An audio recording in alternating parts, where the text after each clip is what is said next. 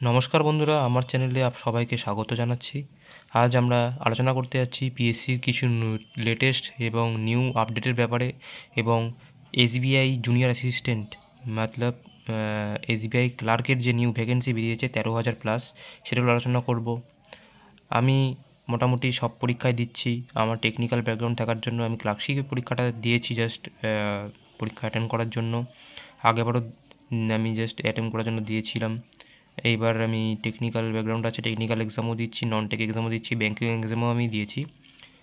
তো এইবারের আইবিপিএস পিও মেন্স আমি দিয়েছি, আগের বারের আমি আইবিপিএসও দিয়েছি। এসবিআই ক্লার্ক যেটা জুনিয়র অ্যাসিস্ট্যান্ট লাস্ট ইয়ারে, সেটা মেন্স দিয়েছি, মেন্সে পড়া হয়নি। তো আমি সব সেক্টরে মোটামুটি পরীক্ষা দিচ্ছি, রেলের সেক্টরে পরীক্ষা দিয়েছি। তো আমি সব যেগুলো এক্সাম আছে সেগুলো নিয়ে মোটামুটি আলোচনা করছি। এখন আমি লেটেস্ট পিএসসি ক্লার্কশিপের ব্যাপারে আমি বলতে যাচ্ছি। পিএসসি ক্লার্কশিপের নতুন আপডেট উঠে এসেছে যে পিএসসিতে ডেপুটেশন দিতে গিয়েছিল কেরিয়ার প্লাসের শ্রদ্ধেয় ভাস্কর স্যার এবং আরও অনেকে গিয়েছিলেন। তাদের থেকে বিভিন্ন মাধ্যম থেকে জানা যাচ্ছে যে পিএসসি 2025-এও রিক্রুটমেন্ট করবে ক্লার্কশিপ অ্যান্ড মিসেলিনিয়াসের। আর সেই দুটোর ইন্ডিকেটিভ নোটিশ ডিসেম্বরে বেরোতে যাচ্ছে। ডিসেম্বর মাসেই কিন্তু বেরোবে ইন্ডিকেটিভ নোটিশ, সেটা শোনা যাচ্ছে। ডিসেম্বর মাসেই বেরোচ্ছে ইন্ডিকেটিভ নোটিশ। এখন এই ডিসেম্বর মাসে ইন্ডিকেটিভ নোটিশ যে বেরোচ্ছে, এখন অনেকের মনে সংশয় উঠেছে যে অনগোয়িং যে রিক্রুটমেন্ট দুটো হয়েছে পিএসসি ক্লার্কশিপ, যেটাতে শোনা যাচ্ছিল প্রায় 8,500+, এটা পিএসসি দপ্তর থেকেই বলা হয়েছিল ডেপুটেশন দেওয়ার সময় যে 8,500+ রিক্রুটমেন্ট হবে। এখন অনেকে ভাবছে এই ভ্যাকেন্সিটা কমে যাবে। দেখুন, আবার পিএসসি এটাও বলেছে যে 6 ডিসেম্বরের আশেপাশের মধ্যে পিএসসির অফিসিয়াল সাইটে অনগোয়িং যে রিক্রুটমেন্ট হচ্ছে পিএসসি ক্লার্কশিপ বা মিসেলিনিয়াস, সেটাতে কত ভ্যাকেন্সি আছে সেটা প্রকাশ করে দেবে। ততদিনে প্রকাশ করে দিলে তো সব কিছু জানাই যাবে। তবে আমার পার্সোনালি মনে হচ্ছে যে 8,500 ভ্যাকেন্সি যেটা অলরেডি রিপোর্টেড হয়েছে, বলা হয়েছে, কারণ সেটা কিন্তু সম্ভবত যেটা অনগোয়িং সেটার মধ্যেই হবে। আর যদি সেটা নাও হয়ে থাকে, যদি কোনো কারণ সেটা নাও হয়ে থাকে, কিন্তু মিনিমাম পিএসসি ক্লার্কশিপের যেটা অনগোয়িং রিক্রুটমেন্ট হচ্ছে সেটাতে মিনিমাম 6,000 থেকে 7,000 ভ্যাকেন্সি কিন্তু থাকবেই। আমি আগে বলেছি কাট অফের ব্যাপারে, কাট অফ কত যেতে পারে।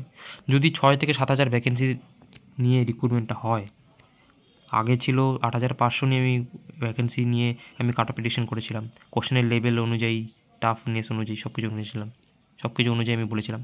কিন্তু এখন যদি 6 থেকে 7,000 নিয়ে থাকে, তাহলে কাট অফ অবশ্যই একটু বাড়বে। ধরে রাখুন আমি বলেছিলাম 52, 50 থেকে 52, ওটা 55 বা 57, 56 এরকম যেতে পারে জেনারেলের ক্ষেত্রে বলছি। বাদবাকি ক্যাটাগরির ক্ষেত্রে ওরকম 3-4 নম্বর করে অ্যাড করে দেবেন প্রিভিয়াস যে কাট অফটা বলেছিলাম সেই থেকে। তো পিএসসি মিসেলিনিয়াসের নতুন রিক্রুটমেন্ট বেরোবে। পিএসসি মিসেলিনিয়াসের তো শোনা যাচ্ছিলো 700টা ভ্যাকেন্সি। পিএসসি মিসেলিনিয়াসে কী করবে ব্যাপারটা বলা মুশকিল। 700টা নিউ না, এটা ওল্ড ভ্যাকেন্সিতে 700টা ছিল, নিউতে কত থাকবে বলা মুশকিল। পিএসসি ক্লার্কশিপের নিউ ভ্যাকেন্সি আপডেটের ব্যাপারে কত ভ্যাকেন্সি থাকবে কি না থাকবে সেটা নির্ভর করবে যে এবার কত নিচ্ছে।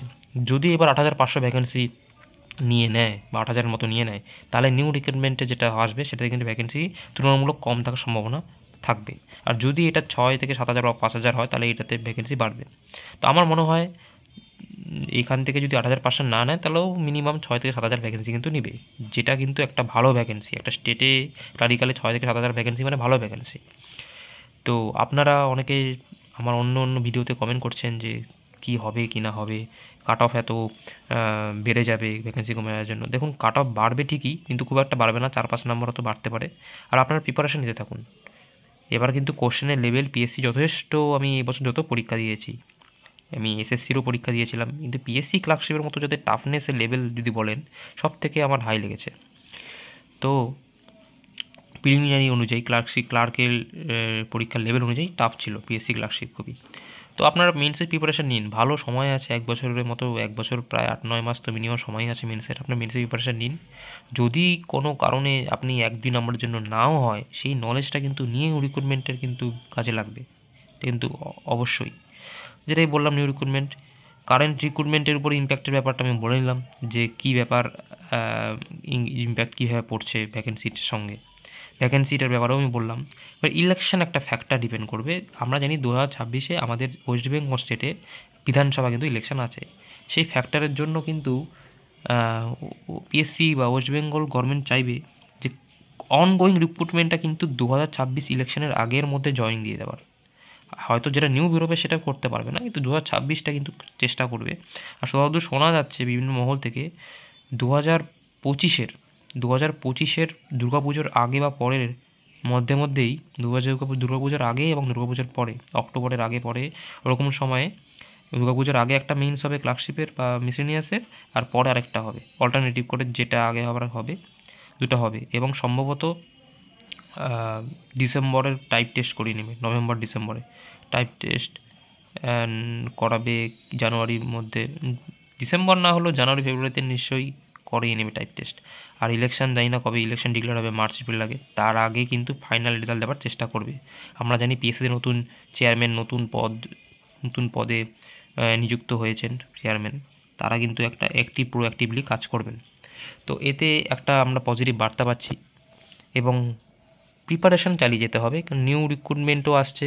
যদি কোনো কারণে আপনার না হয়ে থাকে 1-2 নাম্বারের জন্য, আমি আশা করব যে সবারই যাতে হয়ে যায়। যদি কোনো কারণে না হয় তাহলে সেই নলেজটা কিন্তু নেক্সট এক্সামের জন্য কাজে লাগবে, অবশ্যই লাগবে। মিসেলিনিয়াসের অ্যান্সার কি অলরেডি প্রকাশ হয়ে গেছে। মিসেলিনিয়াসের নানান কত কাট অফ যাবে, কী কাট অফ যেতে পারে, অনেকে বলেছে অনেক নম্বর হচ্ছে সবার বেশি হাই কাট অফ যাবে। আমার পার্সোনালি কী মনে হচ্ছে আমি কিন্তু আগে ভিডিওতে জানিয়েছি, ভিডিওটি না দেখে থাকলে আপনারা দেখবেন। এবার আছে এক্সপেক্টেড রেজাল্ট ডেট। দেখুন রেজাল্ট ডেট আমার মনে হচ্ছে যে পিএসসি ক্লার্কশিপের প্রিলিমসের রেজাল্ট বেরোতে পারে মে টু জুনের মাঝখানে, বা খুব যদি লেট হয় তাহলে জুলাই, খুব সম্ভবত মে টু জুনের মাঝখানেই বেরোতে পারে। আর মিসেলিনিয়াস তার 1 মাস আগে ধরুন, মানে এপ্রিল ধরতে পারেন, এপ্রিল বা মেতে বেরোতে পারে মিসেলিনিয়াসের রেজাল্ট। আর এইটাই টার্গেট করে চলুন এবং ধরে রাখুন দুর্গাপূজার আগেই আপনাদের পিএসসি ক্লার্কশিপে মেইনস হবে, সেই ডেট টার্গেট করেই চলুন। 8 মাস 9 মাস টার্গেট নিয়ে চলুন। যদি আরও পরে সময় পাওয়া যায় তাহলে তো খুবই ভালো প্র্যাকটিস করার জন্য। এবার আসি আইবিপিএস যে পরীক্ষাটা কন্ডাক্ট করে এসবিআই জুনিয়র অ্যাসিস্ট্যান্ট, খুবই ভালো ভ্যাকেন্সি দিয়েছে এবার 13,000। আমি বলবো আপনারা অনেকে ব্যাংকের পরীক্ষা এখন দিচ্ছেন না বা দেন কি দেন না জানেন না, মানে পিএসসির দিকে আপনারা ইন্টারেস্টেড হন, বা এখন এমন একটা সময় আমরা যাচ্ছি না, এখন একটা পরীক্ষা একটা সেক্টরের রিজিয়নের পরীক্ষার দিকে নির্ভর করে থাকাটা খুব ডিফিকাল্ট হয়ে যাচ্ছে, কারণ কম্পিটিশন লেভেল বাড়ছে দিন দিন, ভ্যাকেন্সি কমছে। এখন যে প্রতিটা সেক্টরেই, এখন আমি এটাও মানছি যে বিভিন্ন banking pattern, SSC pattern, rail pattern সবটা একটু ভিন্ন, ব্যাংকিংটা একটু আলাদা জোনারে কাজ করে, কিন্তু আমাদের সেভাবে প্রস্তুত হতে হবে টিকে থাকতে জন্য, চাকরি দেওয়ার জন্য। তো এসবিআই ক্লার্কের পরীক্ষাটা কিন্তু এখনও টাইম আছে, ফেব্রুয়ারিতে প্রিলিমস হবে। এবার 13,000 প্লাস ভ্যাকেন্সি আছে, ওয়েস্ট বেঙ্গলে 1200 মতো ভ্যাকেন্সি আছে, জেনারেলে 507টা ভ্যাকেন্সি আছে। আগেবার আমি মেন্স দিয়েছিলাম, 2-3 বছর ধরে আমি ব্যাংকের পরীক্ষাও দিচ্ছি, প্রিলিমস ক্লিয়ার হয় আমার মেন্স। এই বছরের 2-3টা মেন্স আমি 2টা মেন্স আমি দিয়েছি, আগের বছরে 2টা মেন্স দিয়েছিলাম। মেন্সে গিয়ে তারপরে হচ্ছে না কিছু নম্বরের জন্য।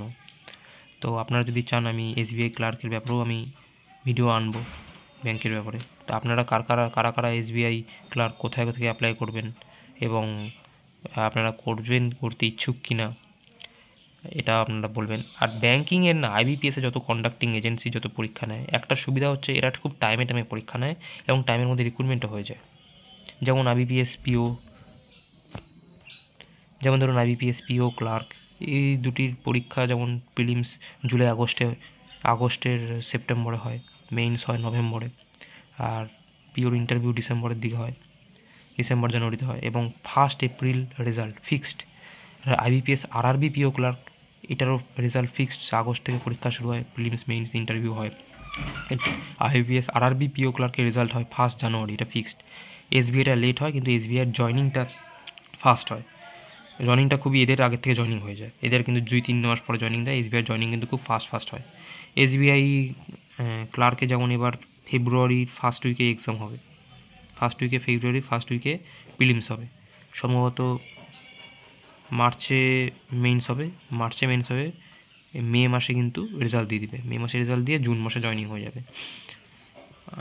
এসবিআই পিও বেরোবে, তো এসবিআই পিওতে আপনারা কিন্তু আমি বলবো অ্যাপ্লাই করুন, এখনও সময় আছে। পিএসসি ক্লার্কশিপের সঙ্গে পিএসসি ক্লার্কশিপ মেইনসের সঙ্গে আপনারা এসবিআই ক্লার্কের জন্যও সময় দিন, এখানে ইংলিশটা পড়তে হবে, রিজনিংটা প্র্যাকটিস করতে হবে। এবার ভ্যাকেন্সি বেশি বেশি থাকার করুন কাট অফ আশা করা যায় কম যাবে। আগের বছর কাট অফ ছিল 78-এর আশেপাশে, এইবার আশা করা যায় কমবে। কোশ্চেন লেভেল আগেরবার বেড়েছিল। তো আমি বলবো যে আপনারা সেইভাবে প্রিপারেশান নিন, মক টেস্ট লাগান, মক টেস্ট সেট লাগান, প্র্যাকটিস করুন। ইউটিউবে কিন্তু অনেক ফ্রি চ্যানেল আছে, হর্ষল আগরওয়াল চ্যানেল আছে, হর্ষল আগরওয়াল স্যারের চ্যানেল আছে। এখান থেকে কোয়ান্টের জন্য আমি বলছি, হর্ষল আগরওয়াল, কৌশিক মোহান্তির কেরিয়ার ডিফাইনার, এটা হচ্ছে লার্নিং ক্যাপসুল, এগুলো চ্যানেল ফলো করতে পারেন। আর রিজনিংয়ের জন্য আমি বলবো পুনিত স্যারের রিজনিং ফলো করতে পারেন। পুনিত স্যার আছে এবং সঞ্জয় স্যার অলিভ বোর্ডের আর্ট অফ রিজনিং একটা চ্যানেল আছে, আর্ট অফ রিজনিং, ওই স্যারের ফলো করতে পারেন, ভালো। এবং ইংলিশের জন্য আমি বলবো নিমিষা ম্যাম ফলো করতে পারে, এগুলোকে ফলো করতে পারেন। নিমিষা ম্যাম আরও আছে ইংলিশের জন্য বিশাল স্যার, বরুণ স্যার, এদের ফলো করতে পারেন। যেটা আপনার ভালো লাগে সেটা করতে আমি অপশান দিলাম। এবং আরেকটা আমি কথা বলবো, এসবিআইয়ের একটা লাভ আছে, এসবিআইয়ের কিন্তু পরীক্ষাটা লাভ আছে বাদবাকি আইবিপিএসের পরীক্ষার তুলনায়। এসবিআইতে কোনো সেকশনাল কাট অফ নেই, এখানে 3টা সেকশন থাকে জানেন প্রিলিমসে, কোয়ান্ট থাকে, রিজনিং থাকে, ইংলিশ থাকে। আইবিপিএসে কিন্তু সেকশনাল কাট অফ থাকে, এসবিআইতে কোনো সেকশনাল কাট অফ নেই। মানে আপনার যদি একটা সেকশন যদি উইক হয়, সাপোজ যদি ইংলিশ উইক হয়, আপনি যদি 8-9ও পান তাও কিন্তু হয়ে যাবে, আর এখানে ভালো নাম্বার তুলে দিলেন। কিন্তু আইবিপিএসে কী হয়, আইবিপিএসে কিন্তু প্রতিটা সেকশনের একটা সেকশনাল কাট অফ থাকে, আর ওভারঅল কাট অফও থাকে। তো সেকশনাল কাট অফ আপনাকে ক্লিয়ার করতেই হবে। ইংলিশে কাট অফ যদি সেকশনাল 10 থাকে, আপনি 9 পেয়ে এসে যাচ্ছেন আইবিপিএসের ক্ষেত্রে, তাহলে কিন্তু হবে না। এটা এসবিআইয়ের সুবিধা আছে, এসবিআইয়ের মেন্সেও তাই। আর আরেকটা জিনিস, আর আপনার যদি এসবিআইয়ের জন্য প্রিপারেশন নিন, তাহলে এখন থেকেই কারেন্ট অ্যাফেয়ার ব্যাঙ্কিং অ্যাওয়ারনেস যেটা, সেটা একটু একটু পড়বেন। কোত্থেকে পড়বেন? সোর্স হচ্ছে স্মার্ট কিটার পিডিএফ এবং অ্যাফেয়ার্স ক্লাউড, এগুলো ফলো করতে পারেন। এগুলো পেইড, এগুলা সংস্থা, এরা পেইড করে নিতে হয় পিডিএফগুলো। আর আপনারা অনেকে যদি ফ্রিতে চান তাহলে টেলিগ্রামে একটু খোঁজখবর নেবেন, ডিজিটাল যুগ, পেয়ে যাবেন, বিভিন্ন গ্রুপ থেকে পাওয়া যায়। আর তা না হলে এগুলো ফলো করতে পারেন। এবং এই দুটোর সঙ্গে একটি ভিডিও সোর্স নেবেন। ভিডিও সোর্সে বিভিন্ন রকম স্যার আছেন, কপিল স্যার আছেন, তারপরে আশিস গৌতম স্যার আছেন, অভিজিৎ স্যার আছেন, এই স্যারেরগুলোর যে উইকলি বা মান্থলি ভিডিওগুলো হয় ওগুলো থেকে করবেন। এগুলা ডেলি পড়বেন আর ভিডিও উইকলি বা মান্থলি রিভাইজ করবেন, ঠিক আছে? মেইনসের জন্য আপাতত এটুকু করবেন। মেইনসটা কিন্তু প্রিলিমসের সঙ্গে মেইনসটাকে নিয়েও চলবেন, প্রিলিমস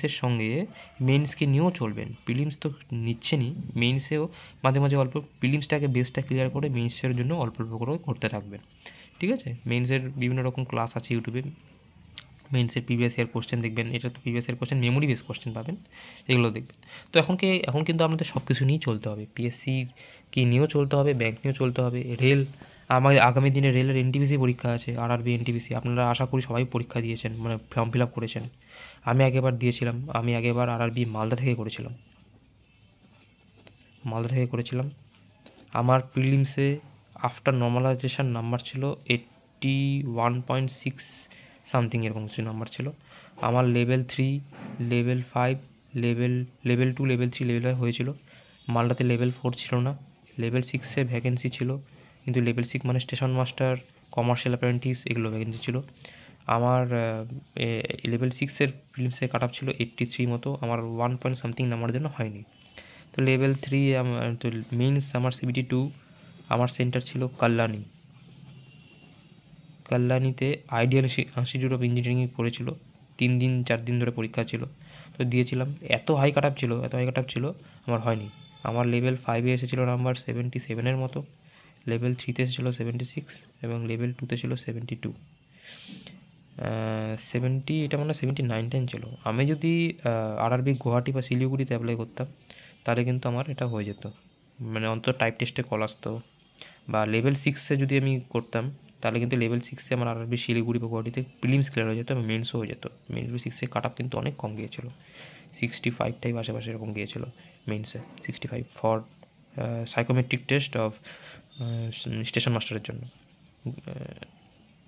ঠিক আছে, আমি এই বছরও দিচ্ছি পরীক্ষা, সামনে আরআরবি টেকনিশিয়ান পরীক্ষাও আছে।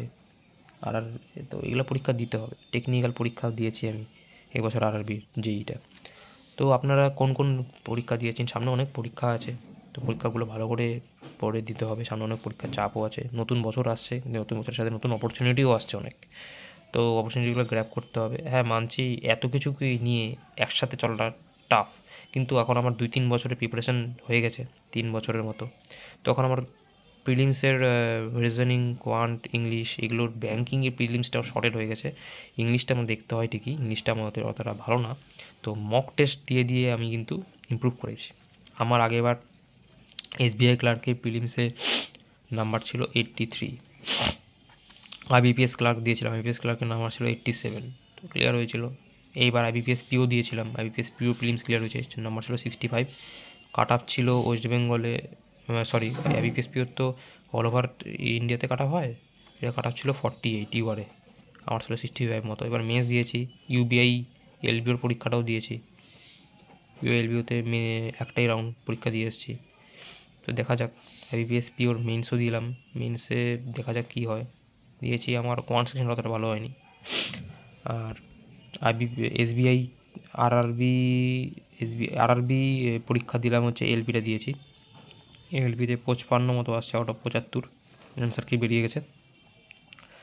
অ্যান্ড বলবো যে আপনারাও একটু, আমি বিশ্বাস করি যে প্রতিটা পরীক্ষাই এখন সিরিয়াসলি দেওয়া উচিত, টাইম ম্যানেজমেন্ট করতে হবে, কারণ এই অপরচুনিটিগুলো এখন একটা সেক্টরের দিকে থাকাটা খুব বোকামো হবে বলে আমার মনে হয়।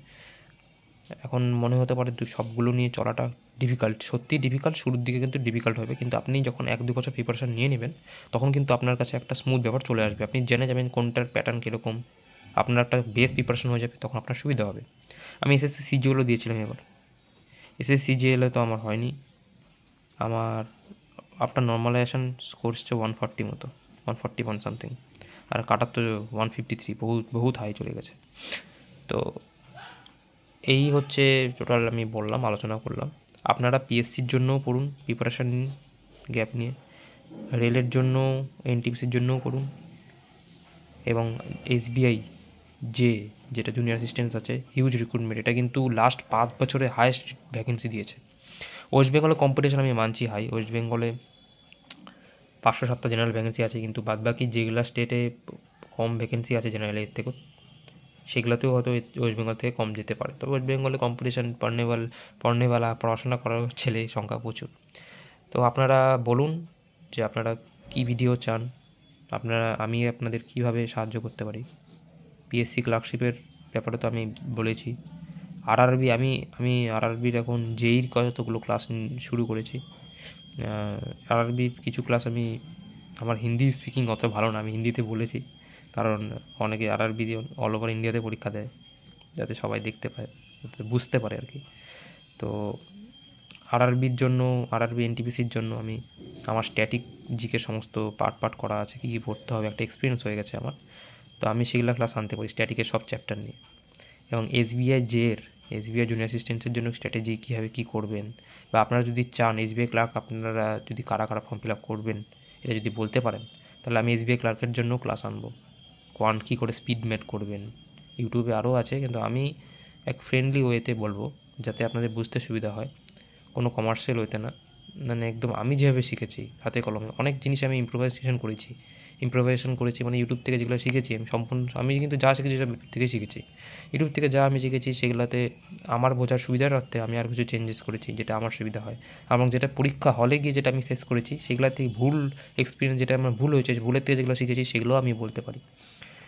কোয়ান্টে তো গেল, রিজনিংয়ে কী করে পাজল 3 মিনিটের মধ্যে করবেন, সময়ের মধ্যে করবেন, কোন কোশ্চেনটা ছাড়বেন, কোনটা ধরবেন, ফার্স্ট অ্যাটেম্প্ট হলে মানুষের কী কী ভুল হয়, সেগুলো কিন্তু আমি এক্সপিরিয়েন্স হয়ে গেছে। তো আপনারা যদি চান আমি এসবিআই ক্লার্কেরও ক্লাস নিয়ে আসবো, ঠিক আছে।